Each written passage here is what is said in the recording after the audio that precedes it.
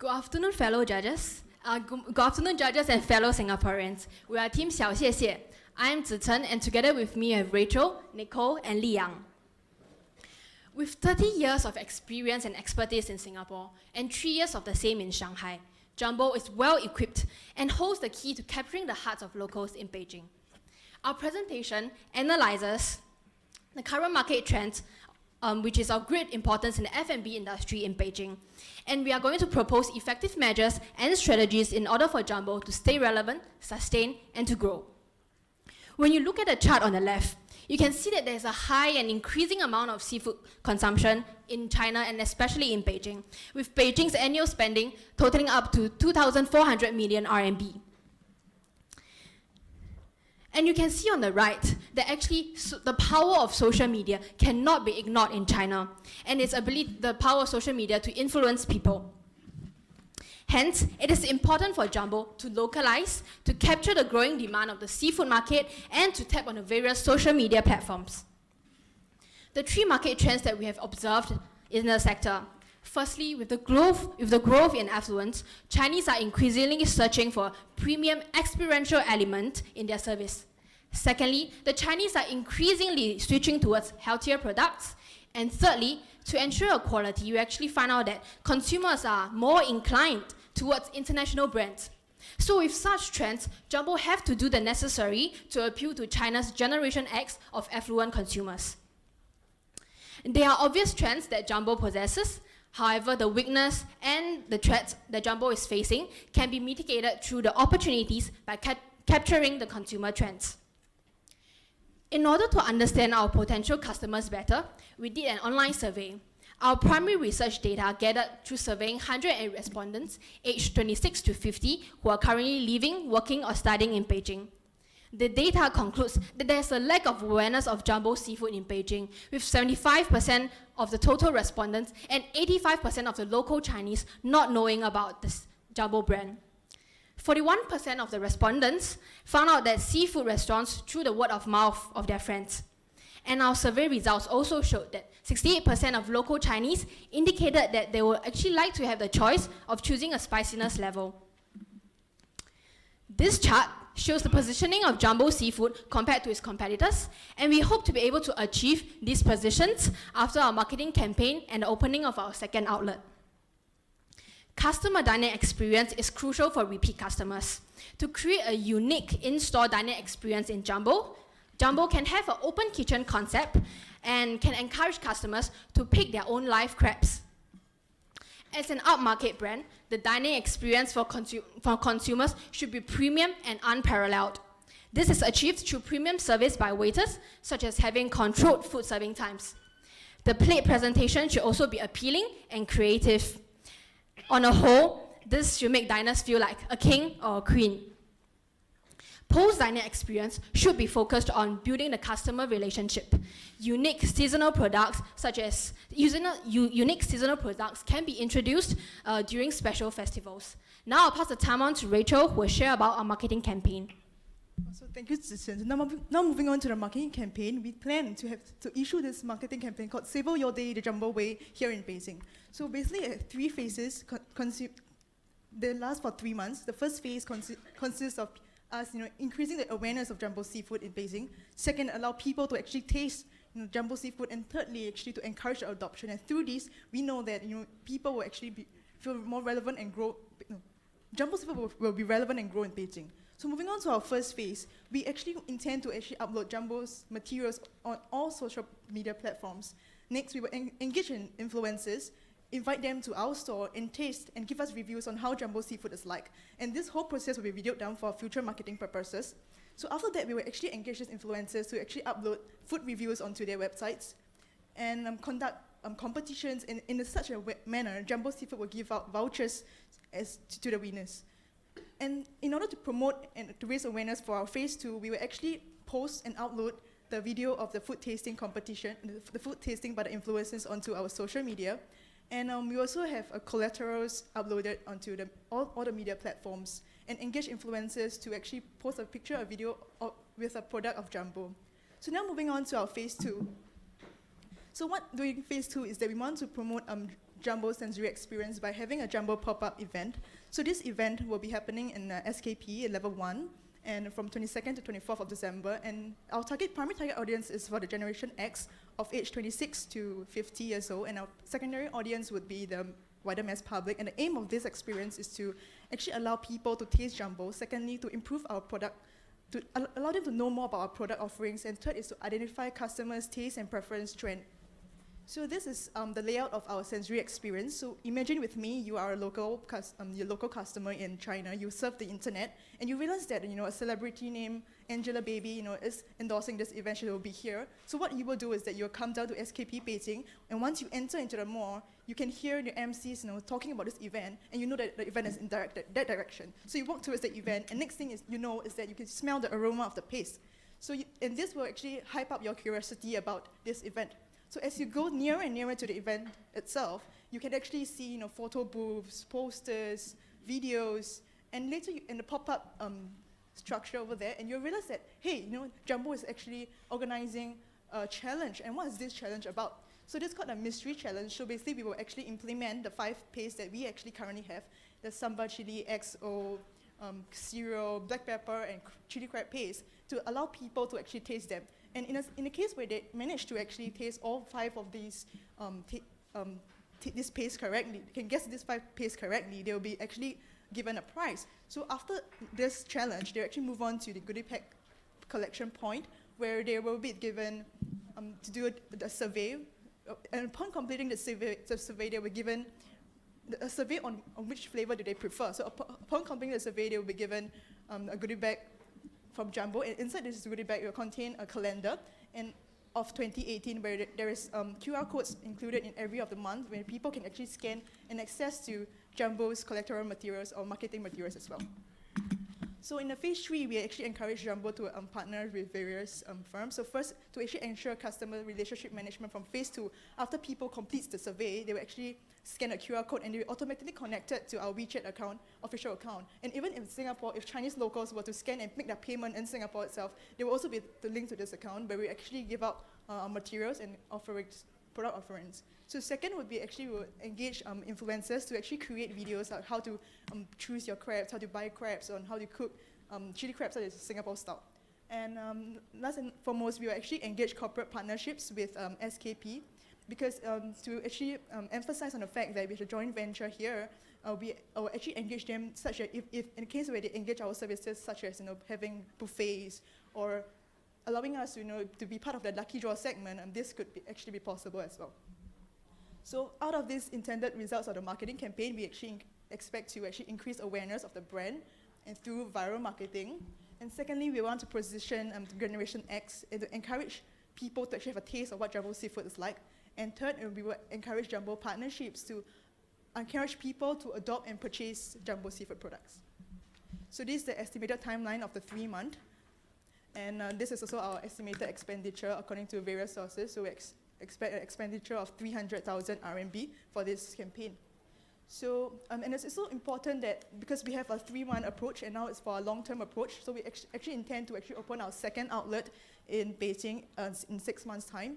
And we would target the middle class population, because according to a survey by McKinsey, they say that by 2020, there was 60% of the population in China and in Beijing will be under having a monthly income salary of 16,000 RMB to 34,000 RMB, and therefore it's important for Jumbo to capitalize on this trend and to target this group of people. And how do we actually target this group of people? There's through 4 strategies. At first, we would actually have an open kitchen concept, and followed by, we actually also want to remove the 10% discount off the service charge bill, because mimicking that of Shanghai, Raffles City, where they actually also removed the 10% service charge bill. And thirdly, we would want to implement mobile games or applications to actually attract customers, to allow them to know what Jumbo is really about. And last and not least is we want to have additional set meal options, such that we give people an opportunity to have a wide range of products, such that instead of eating crabs with your own hands, tucking in it, we thought of having a dish out crab option where people can easily purchase it. And in a sense, it will also help lay the foundation, right, if in a case where Jumbo Seafood were to expand to a YMI services. So we believe that these campaign will actually help Jumbo Seafood to stay relevant, grow, and sustain in Beijing. So with this, we have come to the end of the presentation, and thank you for your time.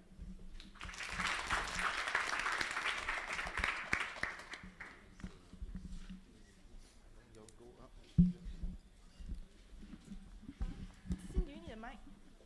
I need a clip.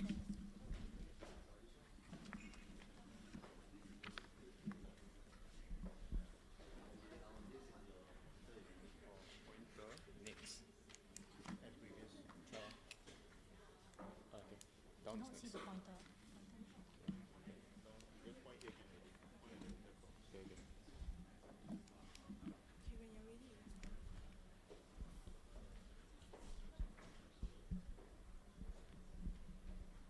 Test. Good afternoon, judges, participants, and fellow Singaporeans. We're Team Mambo Jumbo. Jumbo has successfully expanded into the Beijing market for live seafood in July 2017. As a new entrant, it faces relatively low brand awareness and a niche consumer base. Today, we will tell you how we plan to make Jumbo a big name in seafood. Our market research shows that Jumbo's current positioning is relevant and sustainable. Firstly, the average Shanghai resident spends as much on seafood as the rich Beijing resident. Therefore, we propose that Jumbo target the affluent Beijing customer group. Based on our calculations, these customers spend about 14.7 billion yuan eating seafood outside each year. This is a huge market potential for Jumbo. And this market is still growing. Beijing people are becoming richer. And as a Beta research paper says, rich people eat seafood. Those who are not so rich eat cheap freshwater fish. Rich people are willing to pay a premium for every kilogram of seafood as compared to other food products. Moreover, some competitors are priced higher than Jumbo. Thus, Jumbo's lifestyle branding and price point of 500 renminbi per head is appropriate. Currently, the seafood restaurant scene in Beijing is very fragmented. There is currently no established brand name or long toe. What comes to mind when people think of 烤鸭? 大董, 四季民福, 全聚德. But when Beijing people think of seafood, nothing really comes to mind. This is an opportunity for Jumbo to establish its presence. 62% of Chinese dine out mainly to socialize. Thus, Jumbo should position itself as the ideal venue for socializing.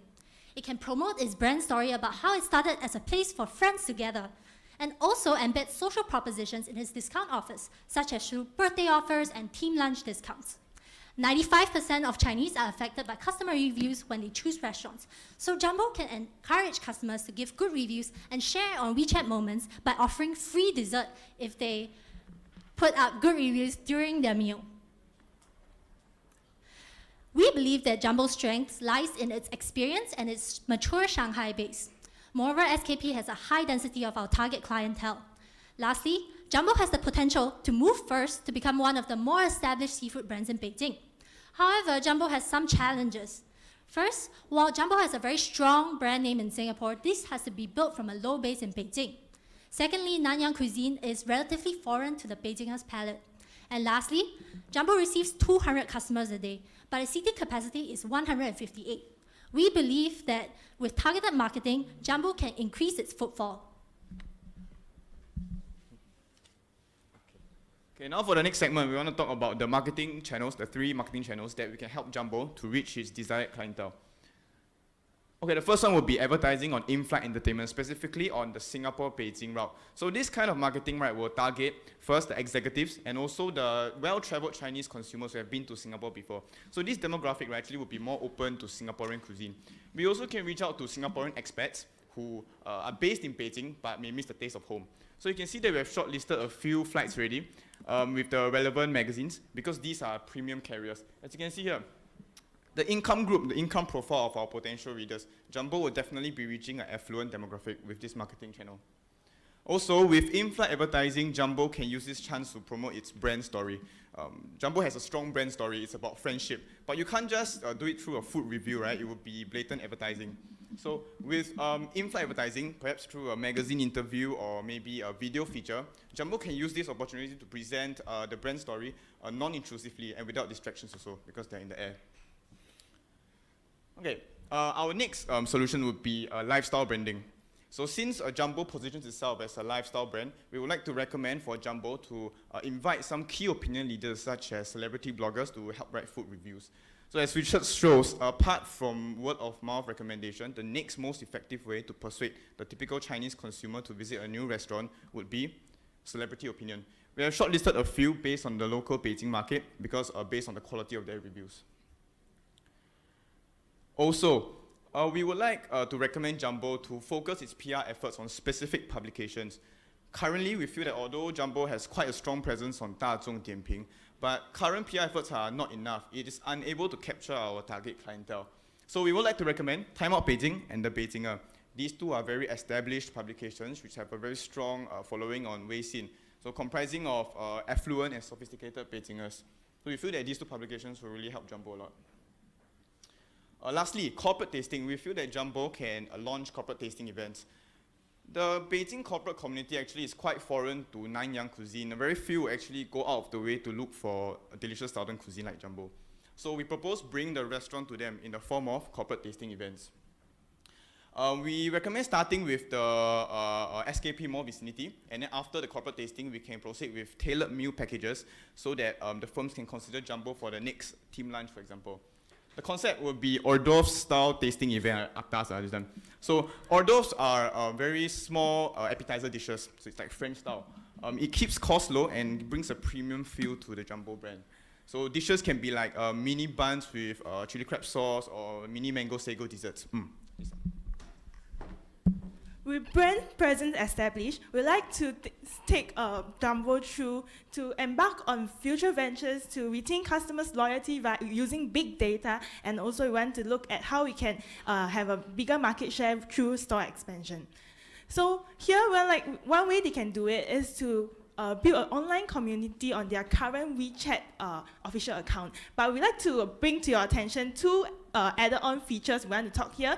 First is the pre-order before arriving feature and the share your Jumbo memory feature. So this pre-order menu feature is where multiple customers can order before even arriving at the restaurant, and further emphasizing that Jumbo is really an ideal location for socializing. And this pre-order function, we hope that we can use it to capture consumers' food preferences and make tailored recommendations. More importantly, with this pre-order menu function, we can have a good gauge of consumer crowd. For example, if the crowd that day is a bit slow, then on this basis, you can use the WeChat to do push marketing. Let's say if the crowd is very heavy and you know that it's coming, then you can prepare in advance.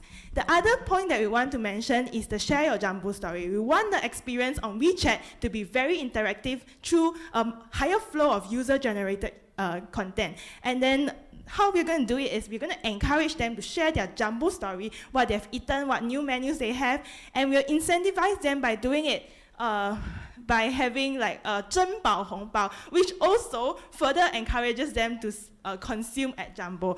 And when they share this information with us, we will have a Jumbo memory reminder. And how this works is it will remind customers their last visit to Jumbo. For example, last year, if you have a team lunch in Jumbo Seafood, you'll be nudged via a WeChat notification about this anniversary. So, hopefully, this will put Jumbo on the list of restaurants to be considered for this year's team lunch.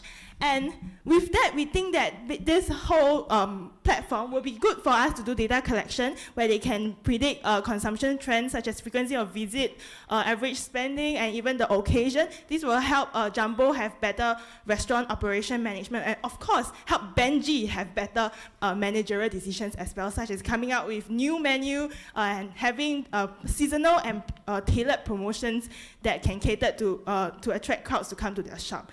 And to answer Kawai's question about more shops or more profits, we think that one very good way to increase your market share in Beijing is to open more shops. And we have identified two locations that we can do this. The first is Beijing Shi Baihuo Dalou in Wangfujing.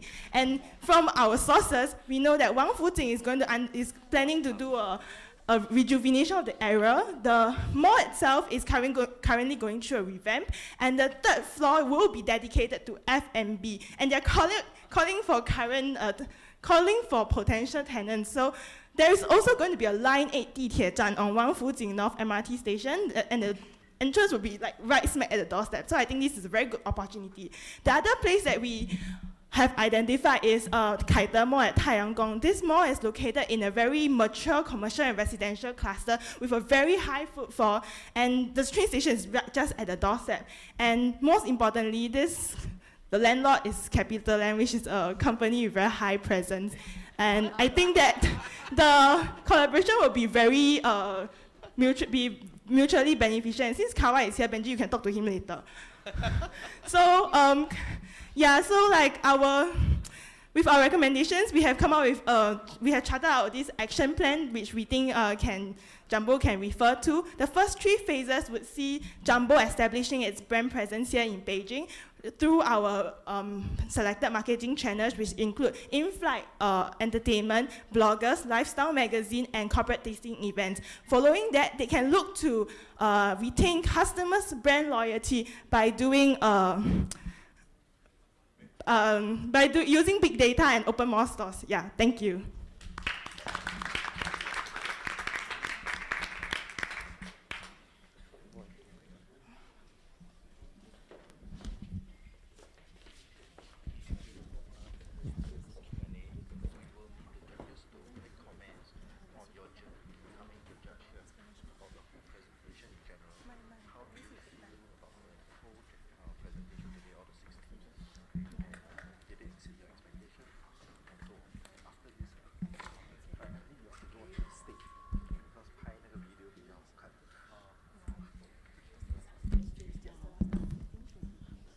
Okay, again, very well presented by both teams. 2 questions, one for each of the group. One, Xiao Xie, your online survey, can you enlighten me on the profile of the audience that you surveyed?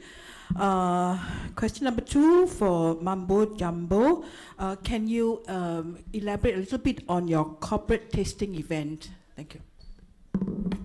The profile for our online survey was actually we fixed it in Beijing, so every one of our respondents were either living, studying, or working in Beijing.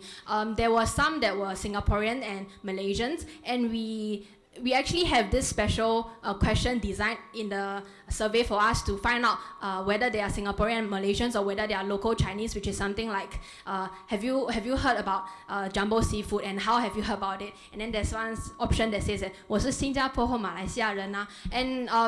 And there were actually 108. There were actually more than 70% of the respondents who were local Chinese, and their age, the demographics is from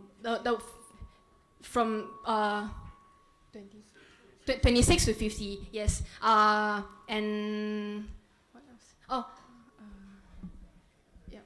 So that is the general demographics of our respondents.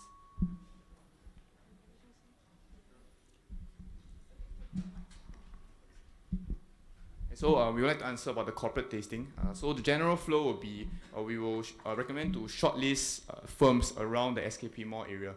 So these can be corporate firms, and how we will do this is we will first contact the firm if they're interested to have this tasting event, and once they're on board, then we will bring our specially designed hors d'oeuvres. So these may have to be formulated lah. Like for example, what we suggested were mini buns with chili crab sauce, mango sago desserts. It could be partition cereal prawns, all these small servings. Why we think that this will keep a premium feel? Because most importantly, our whole presentation is anchored around targeting the affluent market, right? So why we think this will work is because we've done our market research, and then we have seen that there's this particular brand called Le Cake. It's a 3 Michelin star cake restaurant. It's a pastry shop.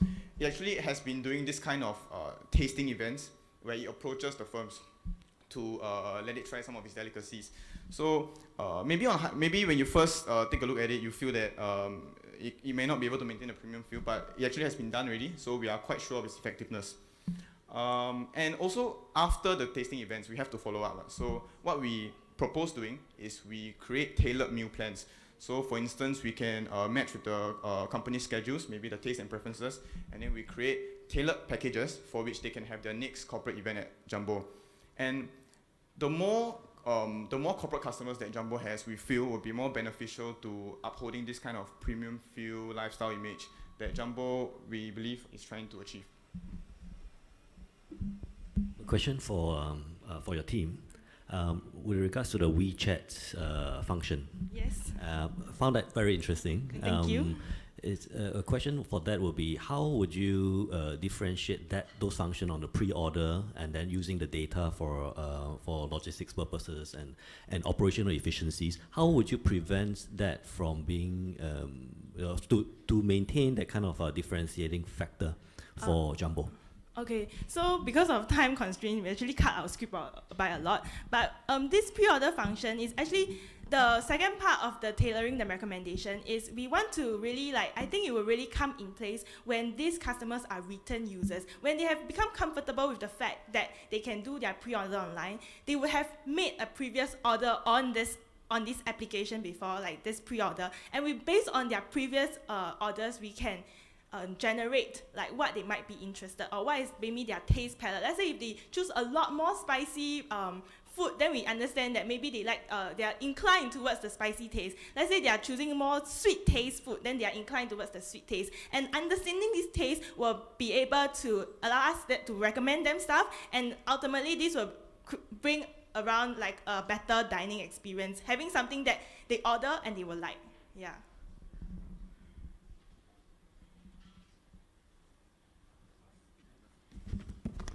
Okay, two similar questions, one for each group, since you are holding the mic. So, Mumbo Jumbo. Now I remember. Yeah, Mumbo. Okay. Now, just like a couple of the other team, you have also done some market analysis in front. Very well presented, I must say. Thank you. For a student, you can meet some of the consultants that we have actually. But let me ask, you have identified 3 strengths and opportunities and 3 weaknesses and threats. And then your colleagues went on to say in-flight advertisement, lifestyle branding, and corporate tasting. I would like to know how these 3 solutions will address the strengths and the weaknesses. Okay. It's not possible to go back to slides. Or you don't have to, I mean, you just have to highlight a It's couple of easier the points. Oh, okay. It's easier to do that. Is it possible? Oh, jialat. I open up a can of worms.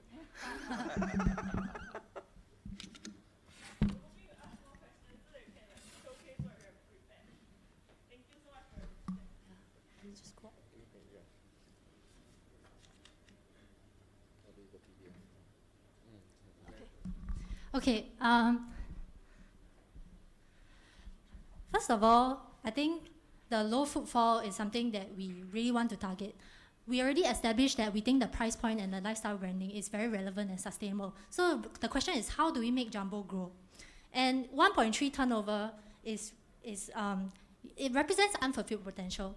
So currently, from what Benji told us last time, most of the customers of Jumbo are families, and they are less corporate diners. And so the corporate tasting event is to increase the number of corporate diners. And since we target the offices near SKP, it's more likely that they will choose Jumbo for their corporate team lunches. And also, the second point, in-flight. So this part about the foreigner, Nanyang cuisine is very foreign to the Beijingers' palate taste.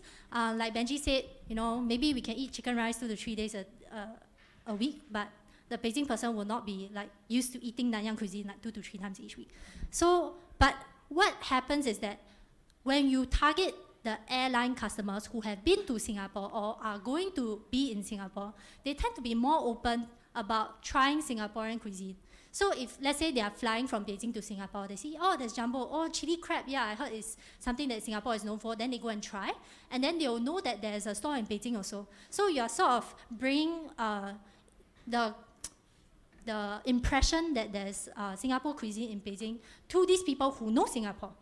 And also, not all the Singapore expats know that Jumbo has already opened a store in Beijing. So in-flight advertising will target that group also. We feel that this is a very targeted and very effective strategy. The last one. Oh, yes. We want to add that planes have a very conducive reading environment. Usually, right, we are like bombarded with lots of information. We have no time to read a nice brand story talking about friendship and friends who gather to eat good food together. But then on the air, you have no phone, no email. And actually, if you look at our statistics, we actually caught the media company. We have the statistics for the reading time. It's actually quite long. People take the time to read in a peaceful reading room without any disturbances. So this is another advantage of our in-flight advertising media channel. Okay, the last part about the KOL, because we think that Jumbo is relatively a newbie in this Chinese market, especially in Beijing. We feel that the current Chinese, the PR on the Chinese platform is not really reaching out as much as we hope that it would be. So we are thinking of using KOLs where there's a large readership. You don't have to really reach out to them. They will come and read the KOL stuff themselves. So we think that this is a good way to have them know about Jumbo better. And yeah, do you have anything to add? Can cover it.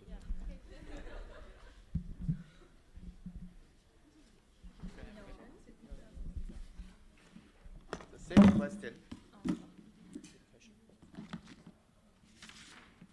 It's the same question actually.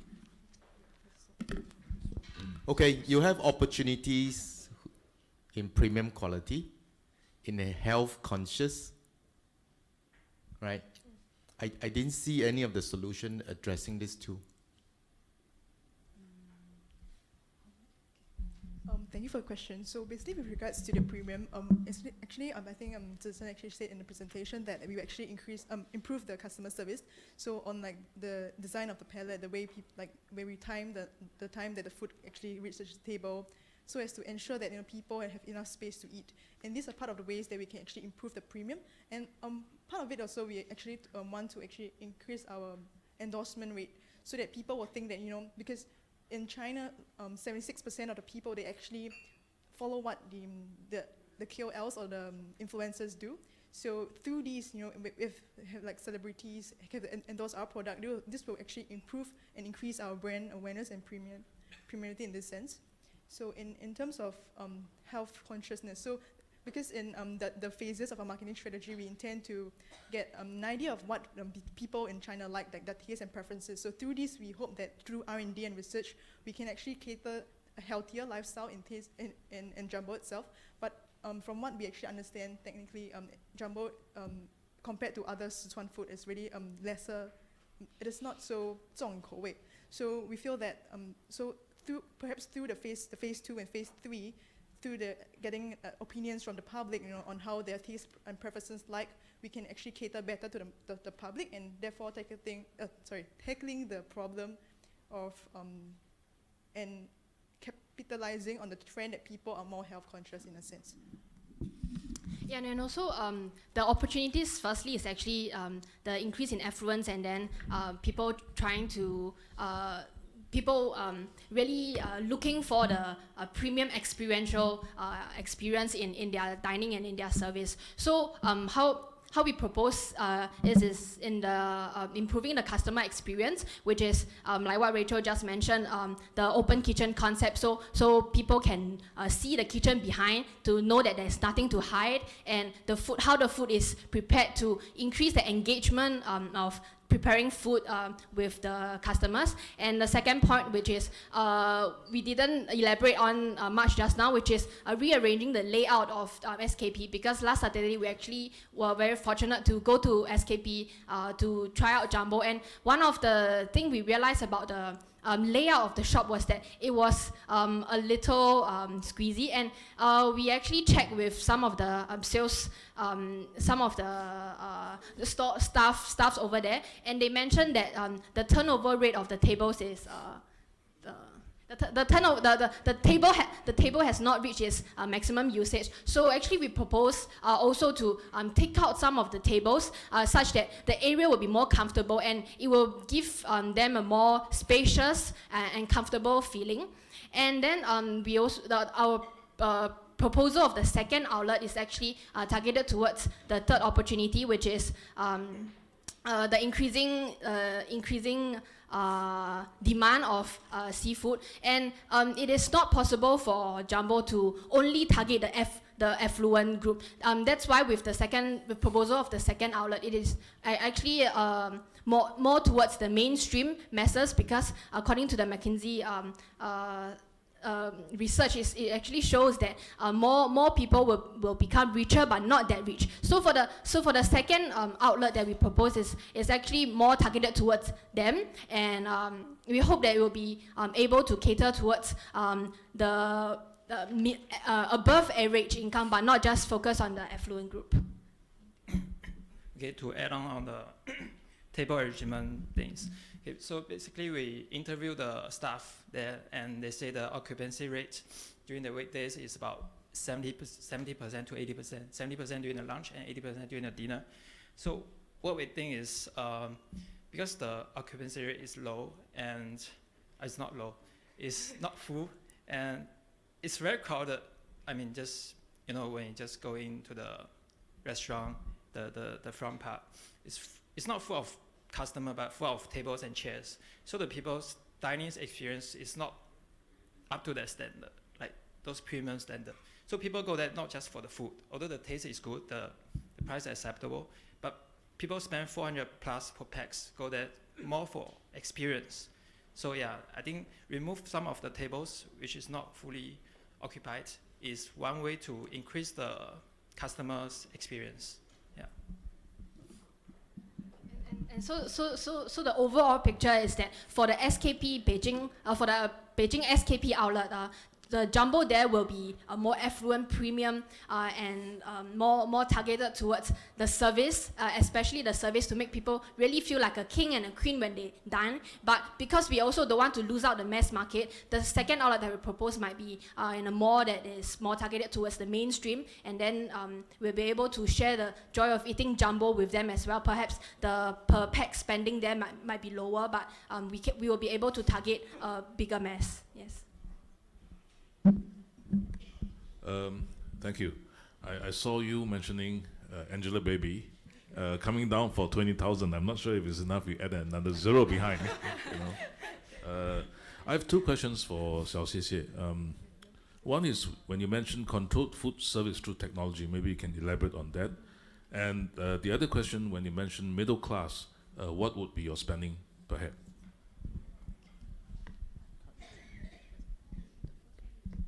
Okay, so it's relevant in China culture. When people order stuff, they tend to order more than what they can consume. So it's a normal thing. Like you see, the table is full of the dishes, and yeah, and some dishes cannot be even like put on the table.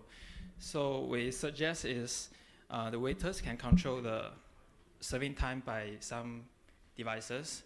So when the table got some space for more dishes, for new dishes, and maybe before that they start, the cook start to cook it. It's not like you just cook everything then serve whenever the food is ready, but the table is not ready. Yeah.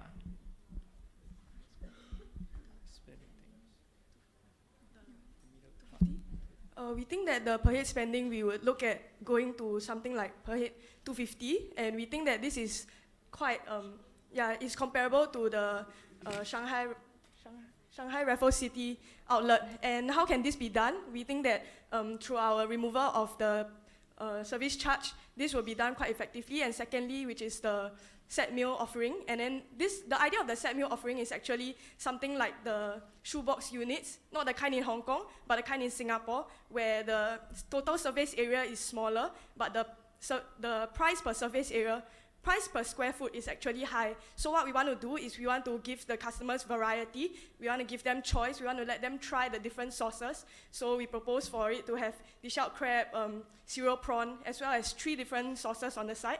So this would be able to reach out to the customers who are above average, but then they are not the extremely affluent kind. And then, because we propose that our second outlet will cater a bit more to families as well as diners who come like 1 or 2 person. So you can't expect one person to eat a full crab. That's why we want to offer this offering. And then at the same time, when the price is not too extravagant, we encourage customers to come back more often. This will increase customer loyalty. And yeah, we really believe that this is a direction that the second outlet, Jumbo, can go towards. Thank you. Sorry. So just in addition to the question that they mentioned earlier, because for the food time service, perhaps we could have it, can add on like a weight calculator on the table itself. So perhaps this could be very sensitive to weight. So whenever there's a decrease in the number of food on the table, there would be perhaps the kitchen will have a sensor saying, okay, most probably the food is is clearing soon. You can serve the next dish up.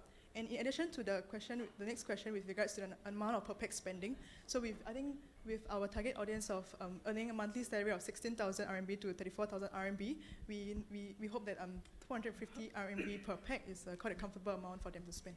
And thank you.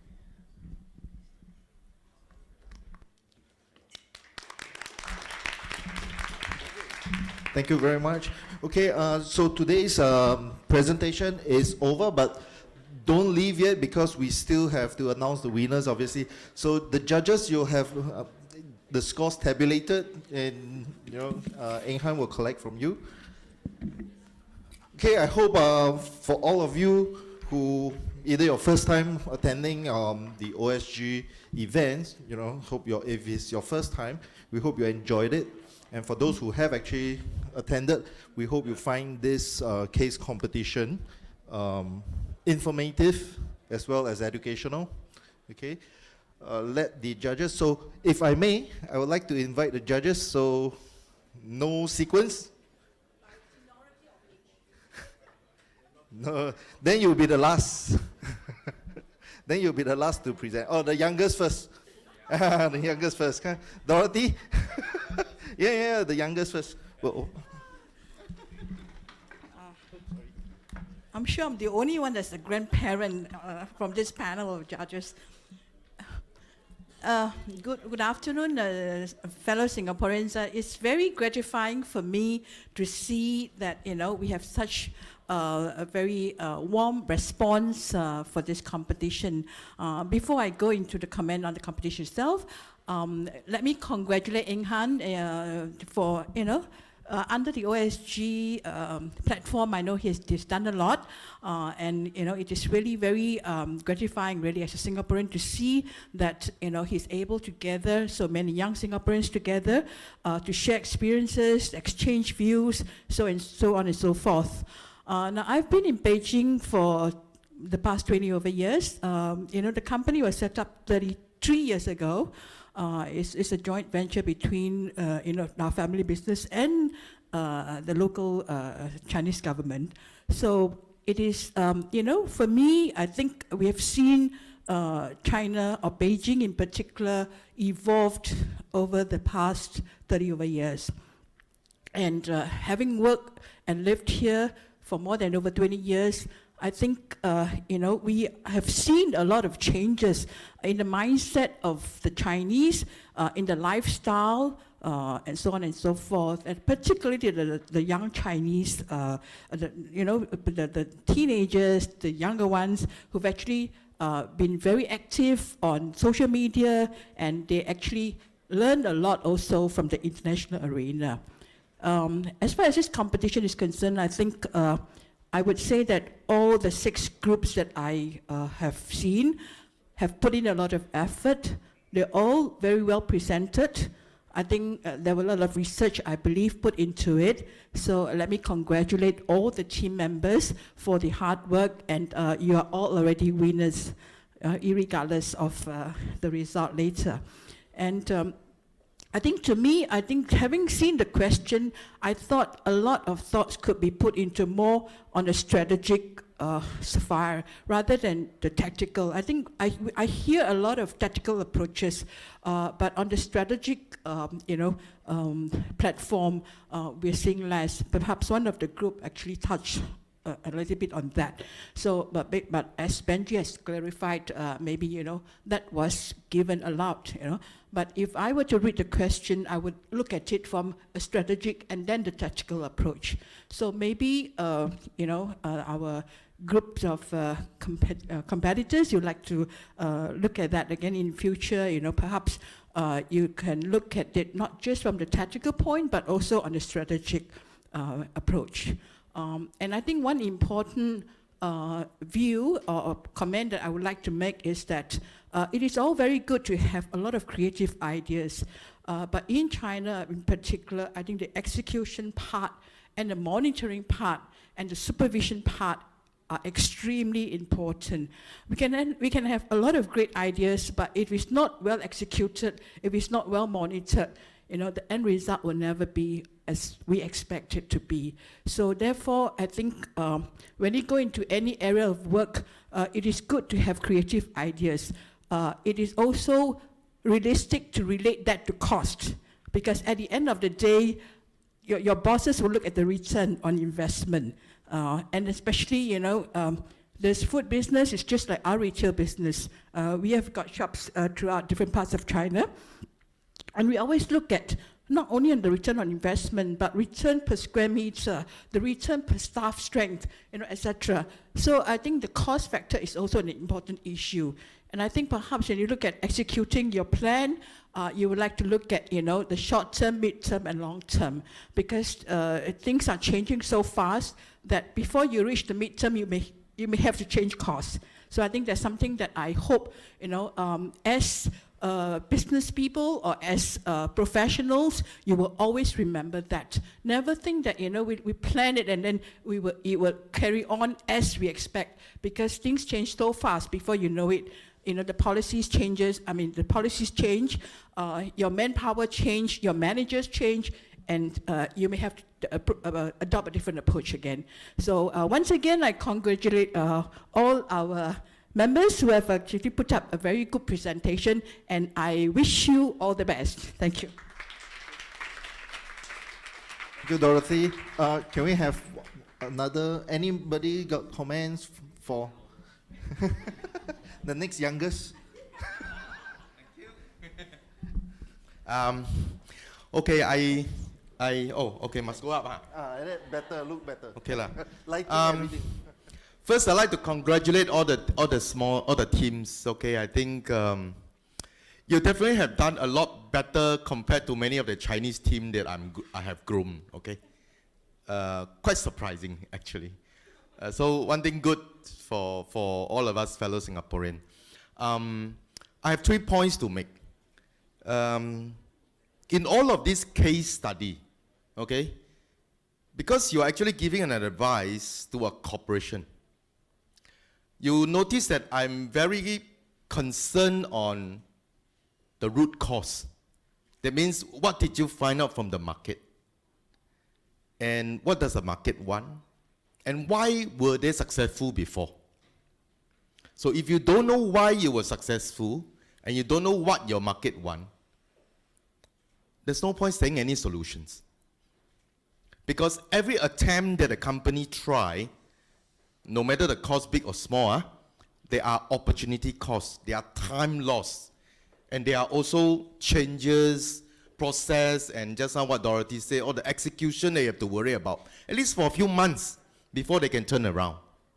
And that's why spend more time on the market analysis. Most of us actually just couple of slides, then we fly through already. So I would like in future, if you have a chance, spend some time on really looking at the root cause of a success or a failure or an opportunity. So that's the number one thing. The second thing is there are a lot of creative ideas. I'm not from the food industry, so maybe Benji has a better judgment whether those creative things works or not. But in general, for food and beverage industry, there are a few elements, locations, ambience, the food itself, customer experience, brand, and etc. But you notice that 6 teams mostly focus on increasing the experience. Very few team actually touches on the other elements of it. Okay, yes, we should not change the taste. But even bak kut teh, in Singapore, there are multiple different versions, slightly different here and there. Whether there is one version of chili crab, fits Shanghai and the other version fits Beijing. I don't know. Okay? But these are elements that we should research into, or at least spend some effort looking into.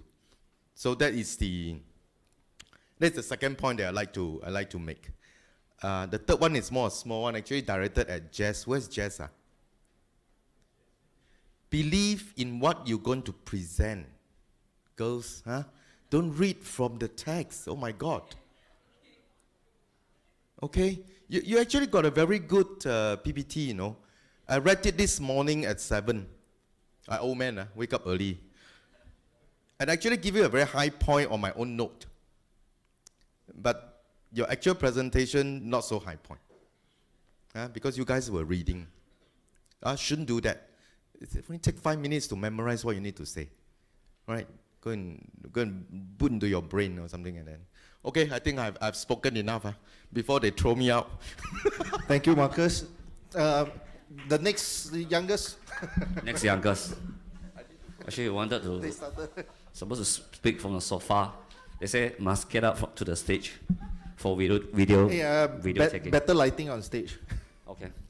In fact, I would like to have all the slides because I think contrary to what Marcus said, as a landlord, we have been looking at how customer experience bringing us more business, especially to our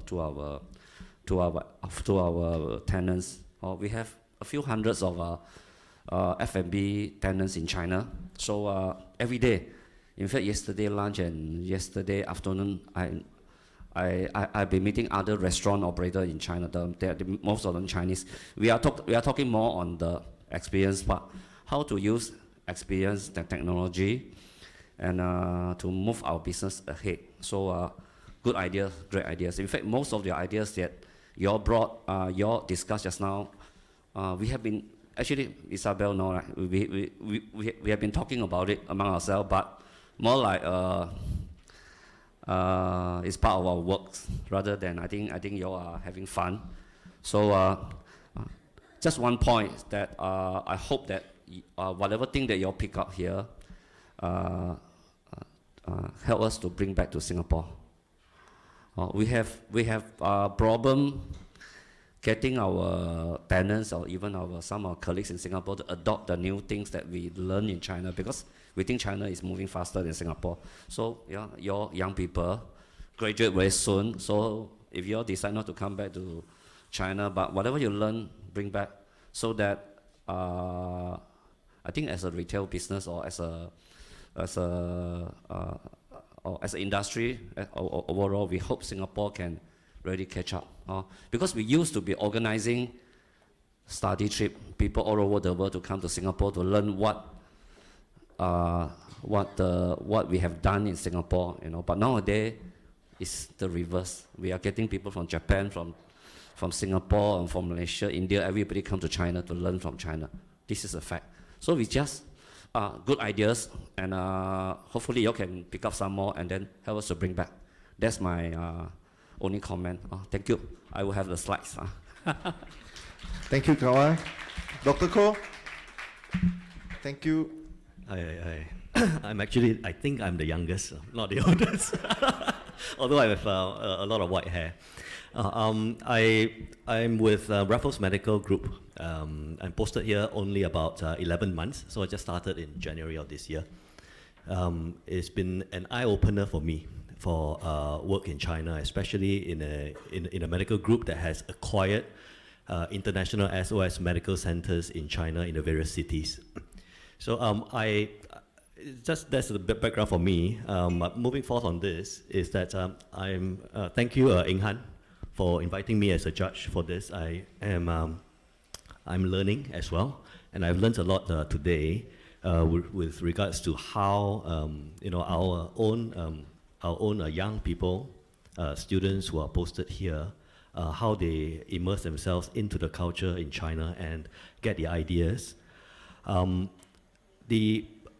think over the last few presentations that we see, technology has been a very big part of the drive to transform businesses.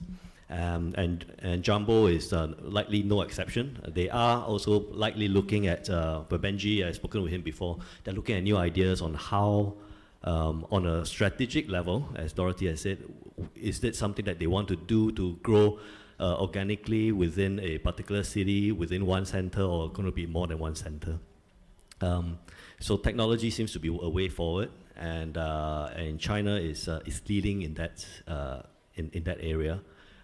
We have, experienced, those who have been here, we have experienced the power of Weixin, right, and also Alipay.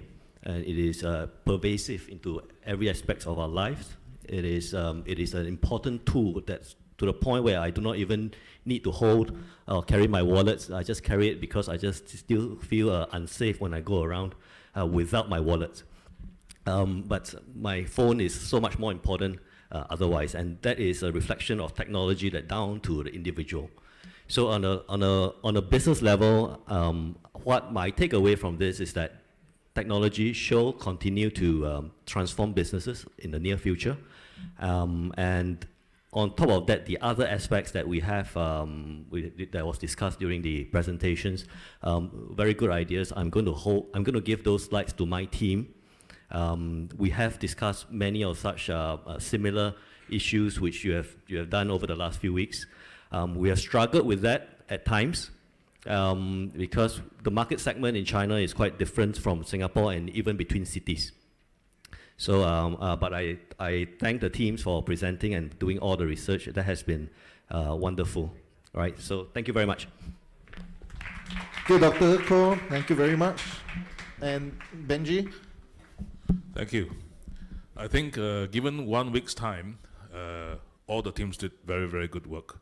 The amount of research that we've gone in and the proposals that you've come up with, I think it meets our requirements, our expectations in many ways. And there are many good ideas that we can take from there. I think I learned something from the group as well. In China, I asked, what is the most important thing that you have sort of experienced or learned when you are amongst your classmates in China? What's the difference? So the answer came back to me was, well, in China, when you're presented with a challenge, they think of all the opportunities instead. Wow, how can you do more? How can you make more? How can you overcome? But in Singapore, a lot of times when we're presented with a challenge, we think of the challenge itself. How it's not possible, how it's not going to work, and so on and so forth. So that's the difference, the fundamental difference in the approach, in the thinking. And I think in any case studies or more in the real world, in business, I think this is the kind of mentality that we all can learn from.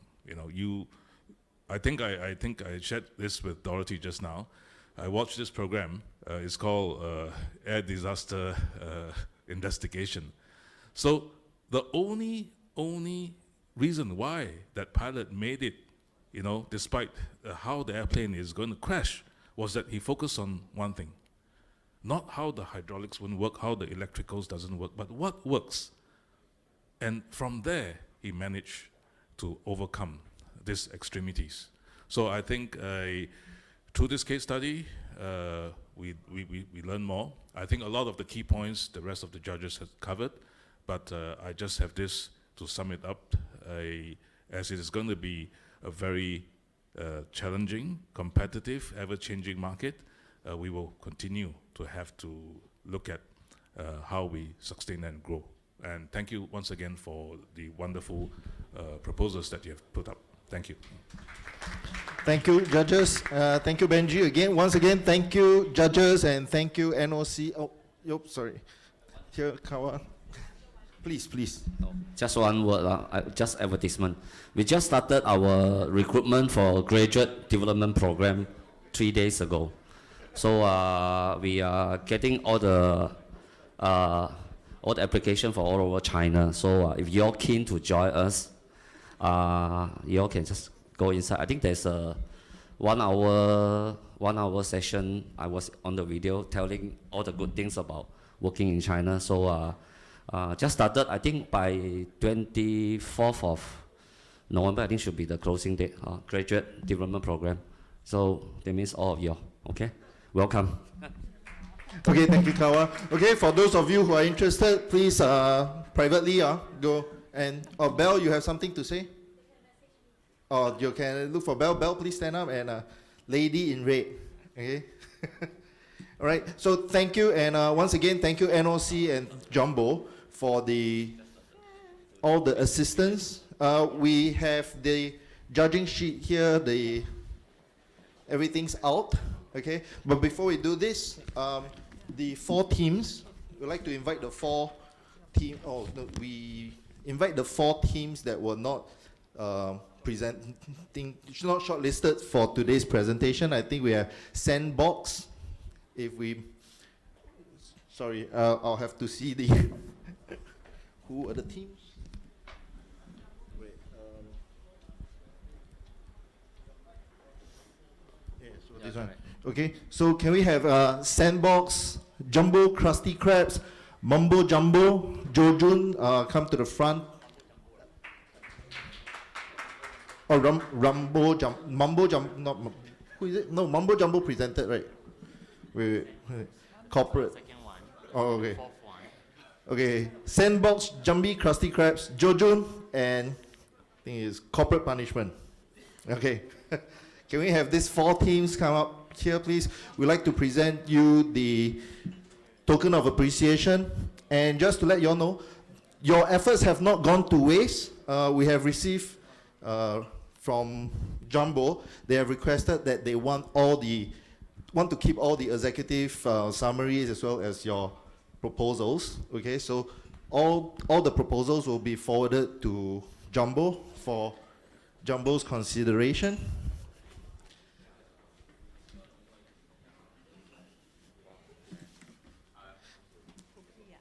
Oh, okay, from Jojun. Okay, thank you. So your team members' prizes. Thank you.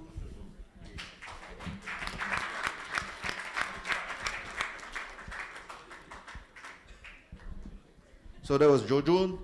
Next, this team is Jumbo Krusty Krabs. Thank you. Like I said, all the 4 teams actually, the quality of all the presentation were very high as well, and it was due to time constraints that we had to boil down to just presentation of 6 teams today. Okay.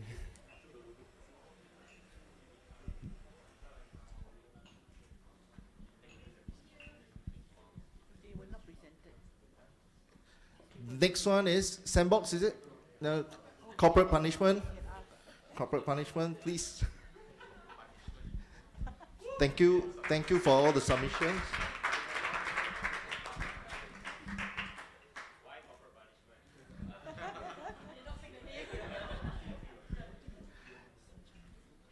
Last but not least, Sandbox.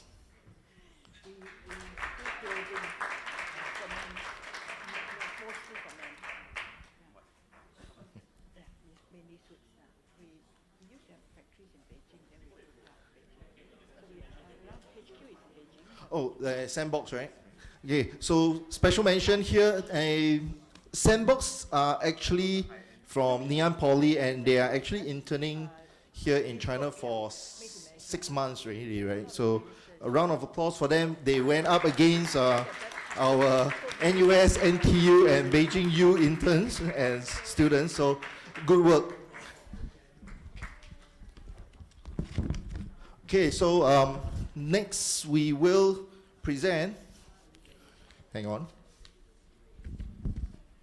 Can I invite Marcus to, I will invite you, we will announce the 6th prize winner, okay? So that's the score. Okay. Yeah, so you will present them their prize, yeah. Okay, so the 6th winner, the 6th team I'll leave it to you to announce. Oh, really? Well, that means the last team. NTU.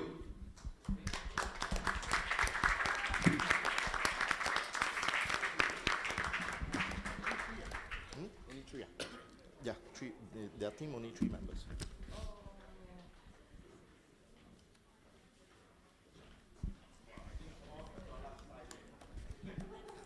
Never mind. If it's too small, you can exchange it later. Just look for either me or Inghan. Let's take a photo together.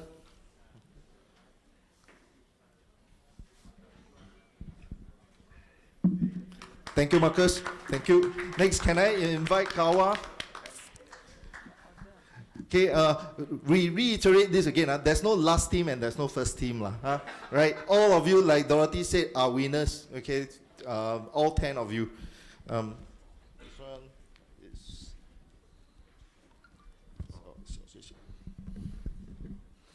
Okay. This team. Okay.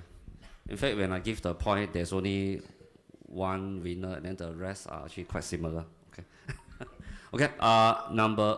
Actually not number 5. It's number 5, right? Yeah, yeah. Okay. Number 5 is... 叉叉叉. Oh, 小谢谢. Congratulations.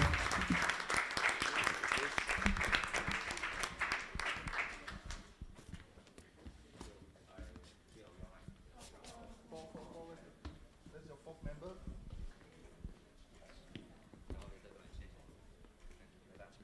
Okay, take a photo together.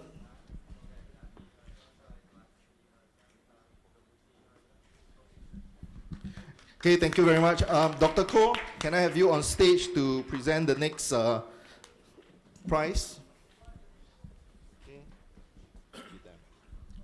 Okay, the next prize goes to Jess.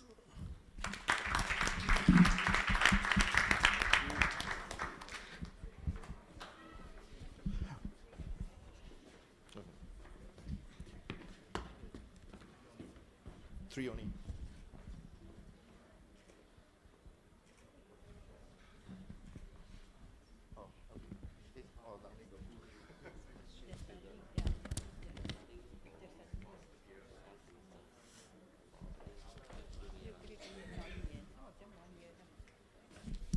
Okay, thank you. Dorothy, next, can I invite you to the stage, please? Yeah. Third prize. The RJ Rumbo Jumbo. Rumbo Jumbo.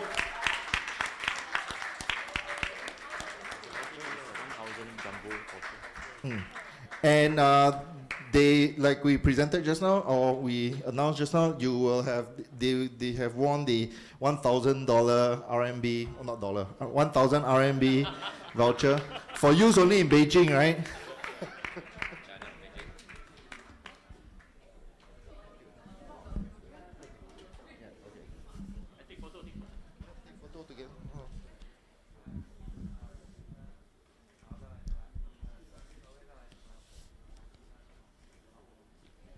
Thank you very much.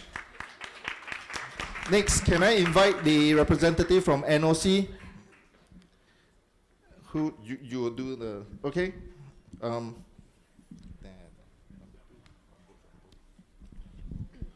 So number 2 is Mambo Jumbo.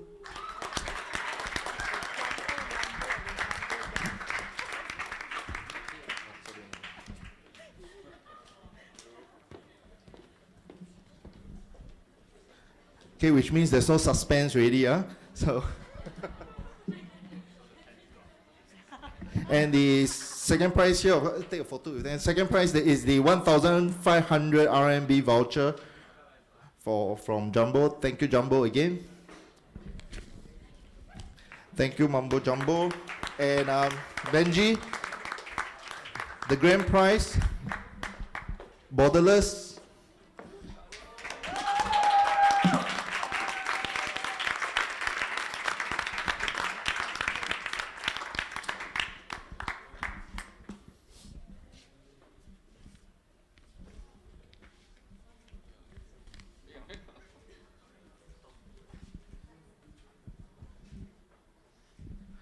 Congratulations. Thank you very much.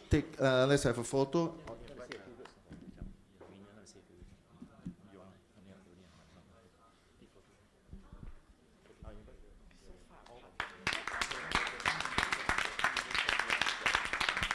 Okay, team leaders, stay on. Can I have the team leader of Borderless, Mumbo Jumbo, and Rumbo Jumbo up on stage, please? We'll need them to do a lucky draw for the audience. Okay, the team leaders, can we have team leader from Border, Mumbo Jumbo, and Rumbo Jumbo?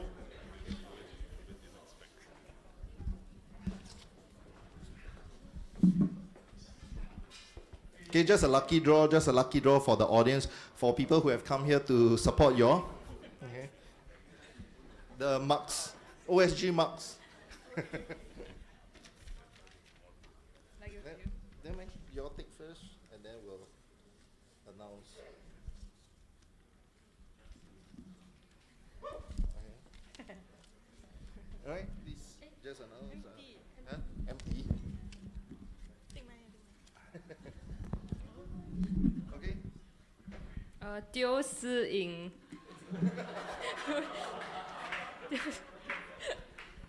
Is that? Oh, right. Oh, me?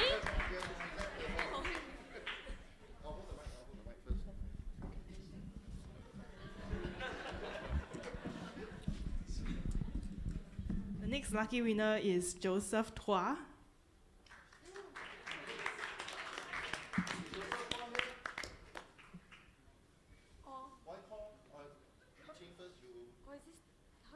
Not, I don't know.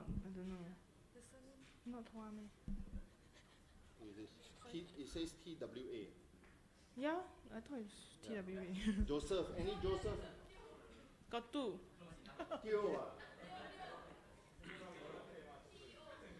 Well, the T looks. You come and see whether it's your handwriting. Did you write this?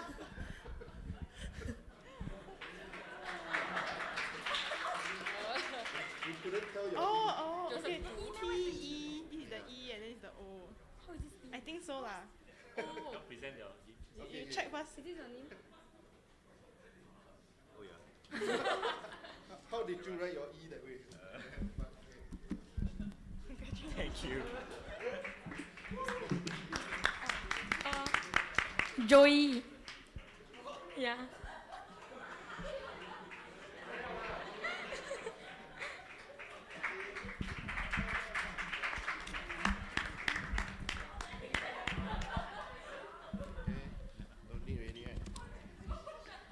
Okay, okay, yep.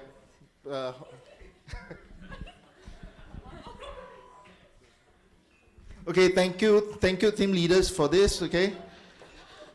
All right, can I again invite NOC Zing, NOC representative, to present a gift of appreciation to the judges?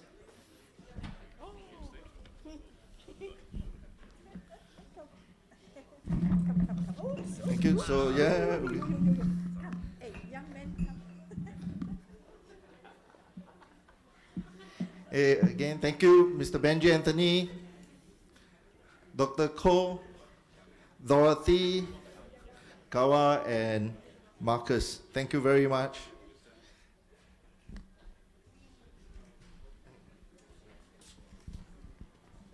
Thank you very much.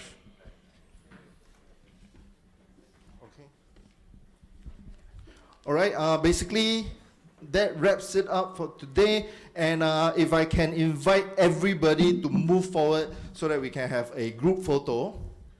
Okay? Can we? You have to stand up and walk forward. After I said that, everybody's still sitting down here. Can we stand up and move forward to this area? We created this open space here with lighting, so this will be like a perfect shot.